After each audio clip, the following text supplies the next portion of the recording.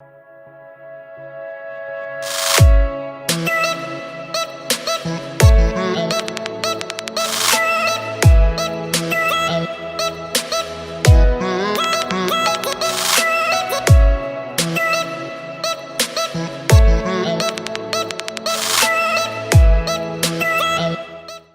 evening, everyone. Hope you all are keeping safe and healthy during this pandemic time. As per our commitment to keep you engaged and make you meet new people while sitting at home, we are back yet again with another episode of KidzLive. Today we have with us Peter and Amit. Peter Harrington has been growing companies for 30 plus years now. As SimVenture CEO, he's overseen the start and growth of a global tech company providing entrepreneurship simulation learning solutions. Peter is also an entrepreneur in residence at two London universities and all work together with the update of the Hitchhiker's Guide to Entrepreneurship blog led to the Startup Survival podcast being published. Welcome, Peter. Hello, nice to see you. Nice to see you.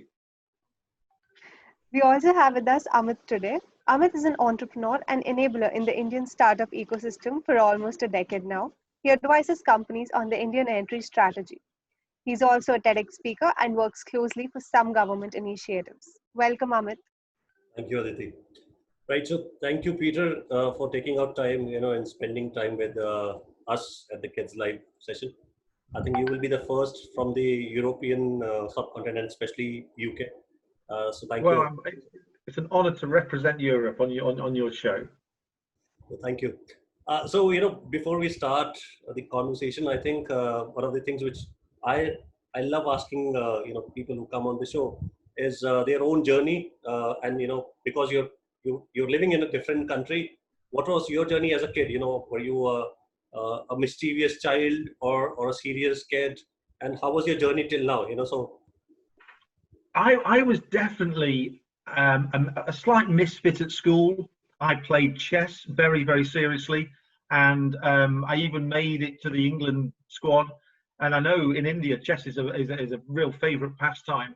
But of course, playing chess at school, it's not exactly sort of football or rugby, although I did play rugby too, but I wasn't very good. And I kind of think when serious learning was required, I was bright, but I didn't, I got bored very quickly with the way I was taught. And I think it wasn't until I got to university and met a tutor who was able to engage with me and got me thinking and performing to a much better level, was I able to really get the results I felt I deserved. But it also meant a lot of hard work. And was that the trigger to do whatever you're doing today in the education system? Yeah, I went to university. I'll put it like in the UK, you do A levels typically between the age of 16 and 18, and that tends to be the main qualification to university. But when I did mine, I basically failed them all, and so I couldn't go straight away. And but I definitely wanted to go to university, because if you want to be a teacher, which is what I wanted to do, you have to have a degree and then a postgrad certificate in education. So I knew this was the route, and eventually I got to university. But I met a brilliant tutor, a guy called Romano Zavaroni. And Romano was a fantastic teacher and enabler. And I learned so much about myself, about business and management, which is what I studied. And by the time the degree finished, I knew that actually what I wanted to do was to set up my own business. And he had given me the confidence to do that. Yeah, so I think that's what, without knowing your story, I think that's what we are trying to do. We want to become Romano for a lot of kids, and with your support, probably we can enable that in a technology, using technology also. Can I just say, Amit, that for any young listeners out there, if you are a bit of a misfit, if you find that the traditional ways of learning don't appeal, if you have a sense of enjoyment of uncertainty or taking risks, then these are all kind of signs that you may have an entrepreneurial desire. That it's not concrete, but they are good signs. And certainly my love of hitchhiking, I look back now and it's like, yeah, I love uncertainty and just doing things a different way. Yeah, I think that's kind of, keep the entrepreneurs also apart. We want to change the world in our own way possible, and that's where we kind of try to identify people who can see, show these early signs while we are running Kidzpreneur for in schools also. But let's come back to the education system. And as we were talking earlier, the education system in UK as well as in India is more or less the same. We learned from the British education system. I think you have moved on. That's okay. You have moved on, and your education system has more evolved. We are still stuck with the same systems. So what have changed since you were in school, and whatever you see kids doing today? What have changed in the British education system? Okay, so shall we just focus on universities, or do you want me to look at the whole education system, Amit? I think a little of school and then university, I think. Okay. So the big thing that's changed in schools, and for me it's not a good thing, is that it's become very much focused on the 5 key subjects. So sort of maths, English, language, science, and therefore subjects which like drama and music have been sidelined. And this is a result of conservative politics which started around 2010, 2011. And it was an education minister called Michael Gove who drove these changes through. And in part, it's because these government ministers wanted the UK to shine on a world stage. But we have become brilliant, absolutely brilliant at passing tests and putting our kids through a factory system of exams. And I've got 2 kids myself, and by the end of school they were brilliant at knowing how to pass an exam. But life isn't about passing an exam. Life is about making the very most of your talent. And unfortunately, school in the UK now doesn't allow that to happen in the same way as it did. Although the stats, the data, suggests our school education systems are doing proud. Interesting. So it's basically have reversed the roles. The things have reversed.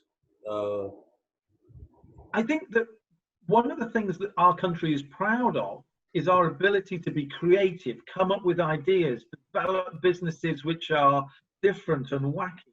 Anybody who might have heard of Dyson and Dyson Hoovers kind of had to come from the UK, because that's the way we think. We are more creative, and that's a quality here. But I think that that's being stifled because it wants more people to focus on fewer subjects. And I think that a definite message to anyone listening is, life is about finding what you're passionate about. And finding, if you had all the money in the world and all the time in the world, what would you do? Because that's what really makes you happy. And I think that the only way to find that out is to experience as much as you possibly can. And if you can do that, then you're on to something. Brilliant advice there. Definitely. I should add, there's a brilliant speaker on TED. If people haven't heard him, listen to Sir Ken Robinson and all about education needs a revolution. And he is absolutely right in the way he talks, in my opinion. So we are going to, what we will do is when we publish this video, we're also going to, tag that TED talk so that people can refer that as well. Okay. We'll do that. Excellent. He's funny as well. I'm sure, you need to relate with people, so you need to have a funny bone somewhere. Yes, I like that. Yes. So Aditi, would you want to take over, some of these things? This is going interesting, and I want to just probably grasp more and come back. I'll jump in whenever I think, there's something which we want to, ask Peter, but please take over from here. Sure, Amit. So, Peter, when I was listening to you, when you were talking about passion and when you were telling like this thing, what would you do when you have all the time in the world and all the money in the world? I was thinking about it from a 5-year-old perspective. And had somebody told me when I was 5 years old, I would have said that I'll just buy a big screen and watch cartoons on it the entire day. Well, my daughter, who's now 19, my daughter, when she sat at the bottom of the stairs and my mum, her nana, asked her what did she want to do when she grew up, she said, I want to be a fairy. And we all thought this was fantastic and funny. And of course it was. And she was about 5 at the time. And 4 years later, she was asked the same question. And she said, I want to be a doctor. And we were like, oh my goodness, that is a big ambition. And there's no doctors in our family. She would have been the first. And the most amazing thing is that she did want to be a doctor. And she kept on saying it, I want to be a doctor, I want to be a doctor. And we said, it's going to be tough, it's going to be tough. You have to get the best qualifications. Are you sure? But if you do, that's fantastic. We're not going to get in your way. And you know what? She did her A-levels. Of course, she had to get all A's and everything. And she did her A-levels. She got an offer at Newcastle University and she got the A's. She got in and she's now at medical school. And that is doing something that she's passionate about. And she's had posters on her wall all her life. Half of the posters have got blood and guts and things, so I have to stay away. But coming back to passion, it's about finding what makes you sing. And again, for people listening, you have to look inwards, tune into yourself. What is it? What is it that really gives you great joy? And when I started my first business directly after graduation at 23, I loved running the business, but I discovered after several years that business, it was a research and marketing agency, and I'm now chair. That doesn't give me deep joy, but recruiting and seeing people develop did. And it's because it's the teacher within me. And actually, I've managed to boil down to as few words as possible. What is it that makes me happy? And it's developing the talent that other people have. And I love doing that. And that's really the teacher in me. And, the business with SimVenture just allows me to do that on a global scale. And getting feedback from people who use our SimVenture products to say, I love that, I've learned so much, is fantastic. Because that means I've made a bit of a difference. And I know that is what makes me sing, and that's what's my passion. That's great. And, when I'm listening from you about passion, I think it's all about experimenting with yourself, to try to understand what you're the best at and what gives you the most joy. And yes, you're sorry, you're absolutely right. But also in working out what you're best at, you may see people who are better than you at that particular time. So you might love football, but you're put off because people are better than you. And I would just say, don't worry about that, because it may be that you are just growing at different rates. And it's not about competing with other people.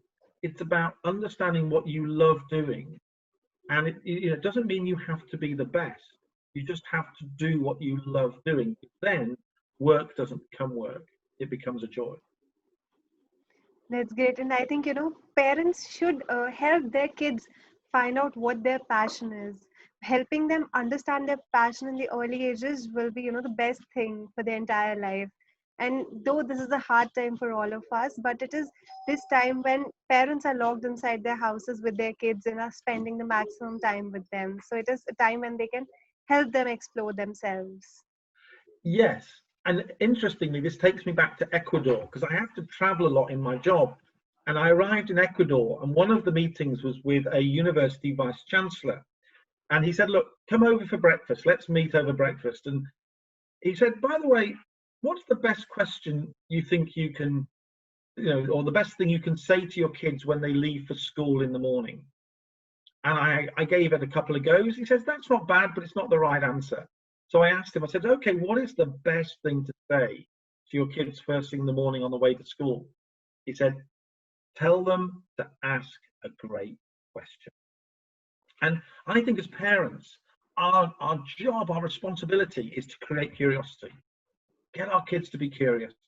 And when they're a bit too curious, then that's a good thing, because we want kids to find things out. And to be honest with you, school systems often get in the way, and that's why we get bored kids, because it's a dull process of asking them to learn, and we need to make that more engaging, more enjoyable. And when we do that, learning's fantastic. So Aditi, let me jump in here. I totally agree to these thoughts, Peter, and I think what has also happened is when I was going through school, and probably the same thing in UK also, you were forced to cram things, to just pass a test. Today, kids, if they question us, that I can Google everything. Why do I need to? Why do I need to cram? Why do I need to learn this? I can just Google it. So I think that has to be a very selective source code which needs to be fitted. That this is something which is a survival kit. You need to learn this, while you can Google everything. You're absolutely right. And one of the things that astounds me is that why don't we ask kids to, first of all, learn what's their favorite way of learning? Do you like learning through looking at things, hearing, touching, smelling? Do you like doing things and activities? What's your favorite way of learning? What really works for you? Well, let's set things up so that you can maximize your enjoyment of learning. And the second thing is, let's help kids understand this hugely powerful force, this incredible thing they have inside their heads called their brain. And it doesn't take a great deal of work to understand some basics. Just understanding, for example, the limbic side of the brain, the amygdala, which is very much responds to emotional situations. Mm-hmm. And the thing is, when we are involved and engaged in emotional events, right, I bet all of us here can remember an emotional event at school from the age of 8 or 9, because we were just fixed and transfixed, and maybe it was really happy, or we were scared, or it was joyous, but we remember it. But so much of teaching is dull, logical, which goes to a different part of the brain, and it might as well go straight in the waste bin. Right. Sorry, you've got me on a really passionate subject. No, I think you took me to that this conversation which I have with Shishir a lot of times. That are we doing it right? This is a question which we keep asking ourselves. While we know that some of these things we are doing it differently than everybody else, but are we doing it right? Is it right for every individual who is going through our program or who is watching us? I think that's not an easy question to answer. Even for those kids also, if we go and ask, did you like it? And I'm not sure if they will say yes or no. They'll say, not sure. So I think so it's going to be. I think it's a learning for all of us. We are also evolving as we speak to more and more people. As we speak to experts like you who have been doing it more, spend more time than us. I think that this is where our journey is. And KidzLive actually excites me because I personally get to talk to a lot of people and learn from them. And the good part is I'm not paying you for anything. Well, I think that all the research in education, the interesting thing is the research about what is effective education talks about engaging people in their appropriate learning styles, making the learning as authentic as possible, so that it's as real as, rather than being made up or hypothetical, making it as engaging as, and the problem is teachers are often caught in the very middle, because you get brilliant teachers. I mean, it is the profession of all professions. And you get teachers who go in with all that energy and desire to change kids' lives and make that fantastic difference. But typically, and I don't know whether it's the same in India, but in the UK and in places around the world, the system itself crushes that creative spirit, because it doesn't allow that teacher to really fulfill the way they want to teach. And in the end, they give up, or maybe they just get so busy that they can't teach in the way that they would love to teach, and their dreams doesn't necessarily turn to dust, but they become frustrated that they can't do what they really, really want to do. And I think I'd say to parents, look, having, when you have kids, nothing prepares you for having kids, but, be brave yourselves, and that be aware that the education system is often not blessed with the creativity it should have. So as parents, being creative with the way that you help your kids learn is very, very important. Agreed, 100%. I think, if the teacher is creative, but you're forcing, him or her to not use their brains and just, have the syllabus complete, get the tests in place. I think you're losing out on a smart person sharing, his or her thoughts to the kids who they're teaching. So, it's I think it's the same thing in India. And, parents have become a little more, I think, fussy today. They want more control because they have WhatsApp now and, mobile apps. They have access to the school webcams, so they know if the teacher is teaching right or wrong.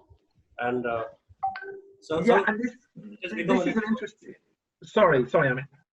I'm saying that, and thanks to this pandemic, I think people, when I saw my daughter being taught, and the French teacher is talking in Hindi, and I would say, oh, what exactly I was promised, and the delivery is something else. So all these great questions, and it's not the teacher's fault. It's the way they know that the student probably would understand, because Hindi is their native tongue. So if there is French, they convert it to English and then Hindi, I think that will be challenge for the kids to understand. But not every parent would understand that, so they will start complaining. So it's a tough business now. It is, and I was a governor at my kids' primary school from the age of 5 to 11. I was a governor there for 4 years, and one of the things I learned, and this is an interesting thing, is that some parents who came in and complained and wanted better things, sometimes I was slightly shocked by the way that they would treat the teachers. And often the people doing the complaining were the teachers themselves. It was as if, I know better than you. And I think that we need to look after our teachers. Yes, bad practice needs to be cut out or changed, but it isn't easy necessarily when, especially there's cameras and all of these things, because what happens is when you've got all of, if you're being watched and reviewed and all of these things, you move to the safest form of teaching you can.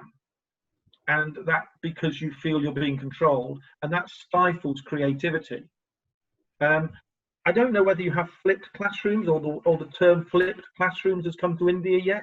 Does that mean anything? No. Okay, so one of the big things, particularly in higher education now, or increasing things, is enterprise education. And enterprise education is where we look to teach in a more creative, more enterprising way, and we develop specific enterprising and employability skills, so people are more ready for work.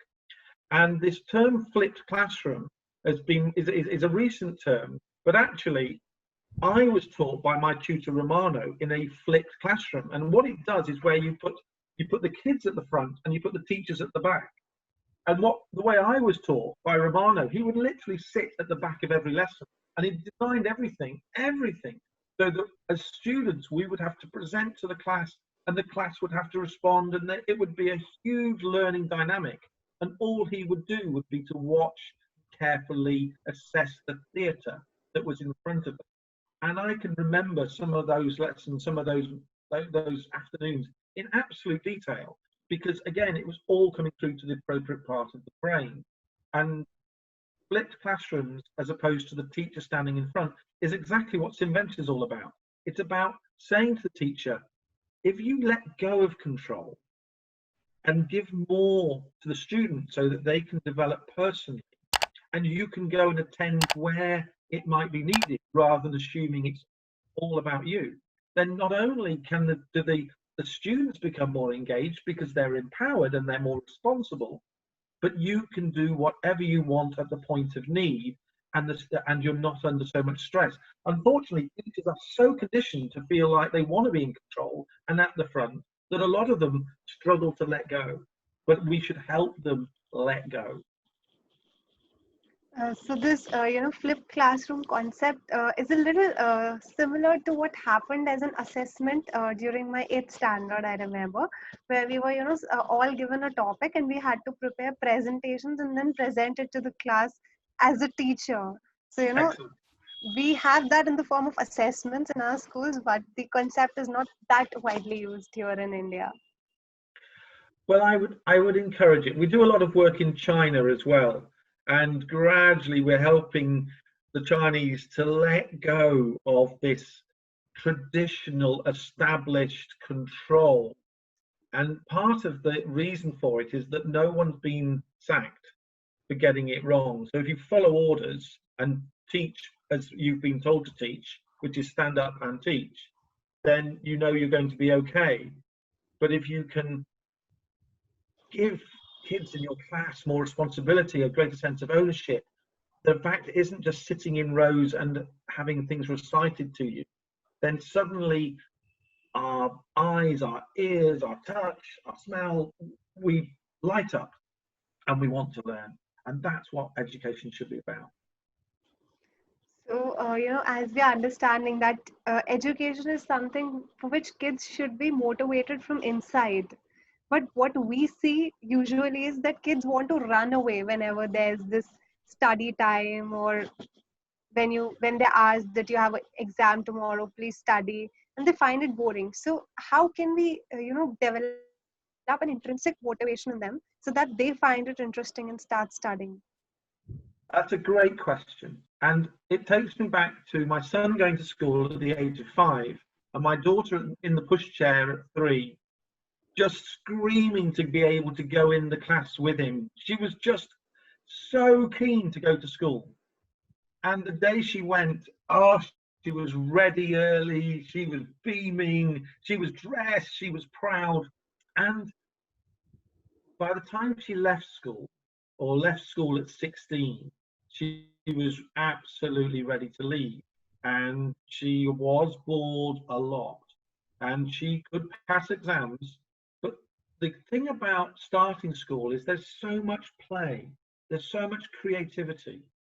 And we decide to take it away because we've got to teach them more serious things. Teach them the serious things using play.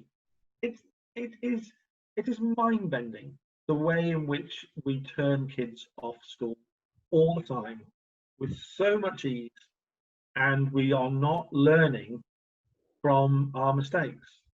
And we've been developing our work with SimVenture now for getting on for 20 years, and we know the difference it makes.